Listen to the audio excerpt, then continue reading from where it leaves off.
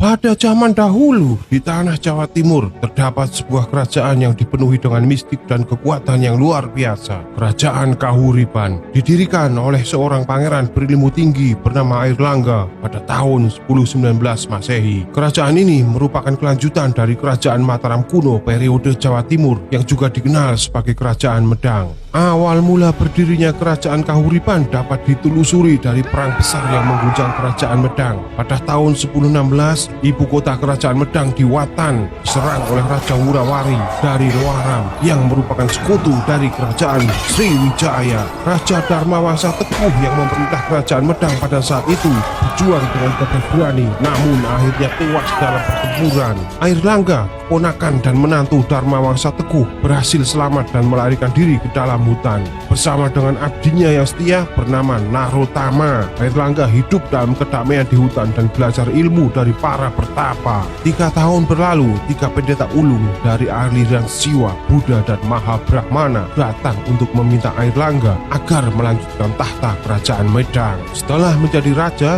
Airlangga diberi gelar Sri Maharaja Rakai Halu Sri Dharmawangsa Airlangga Ananta Wikrama Tunggadewa. Meskipun kerajaan Medang telah hancur, Airlangga berhasil membangun kerajaan baru di Watan Mas. Pada tahun 1032, Raja Airlangga memindahkan ibu kota kerajaannya ke Kahuripan. Kekuasaan Raja Airlangga tercermin dalam prasasti-prasasti sejarah kerajaan Kahuripan. Pada awalnya, wilayah kekuasaannya hanya mencakup Sidoarjo, Pasuruan, dan sebagian Mojokerto. Oleh karena itu, sebagian besar masa pemerintahan Raja Airlangga dihabiskan untuk berperang dan merebut kembali wilayah yang telah lepas dari kerajaan Medang. Dalam prasasti Pujangan disebutkan bahwa antara tahun 1029 sampai 1037, Raja Airlangga berhasil mengalahkan semua musuh yang ikut berperan dalam runtuhnya kerajaan Medang, yaitu Raja Wurawari. Kemudian, seiring berjalannya waktu, Raja Airlangga mulai fokus pada pembangunan. Ia memimpin pembangunan bendungan, pelabuhan, dan jalan-jalan yang menghubungkan wilayah-wilayah kerajaannya. Raja Airlangga juga memperhatikan kesejahteraan rakyatnya dengan mengurangi beban pajak yang selama ini sangat memberatkan. Selama masa pemerintahan Raja Airlangga, ada seorang pujangga ulung yang namanya sangat melegenda, yaitu Empu Kanwa, yang terkenal dengan karyanya yang berjudul Kitab Arjuna Wiwaha. Namun, seperti semua kisah besar,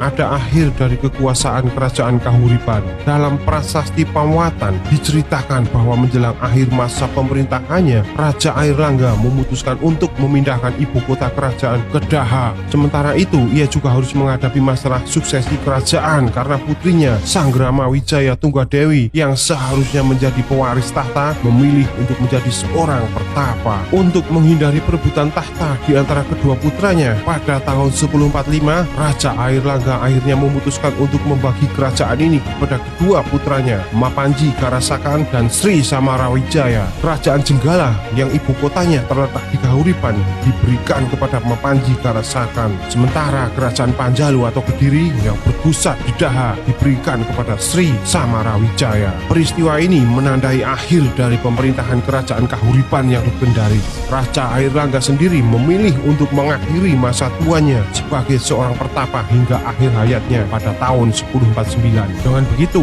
Airlangga tetap menjadi pendiri yang dihormati dan satu-satunya raja yang pernah memimpin kerajaan Kahuripan dalam sejarah.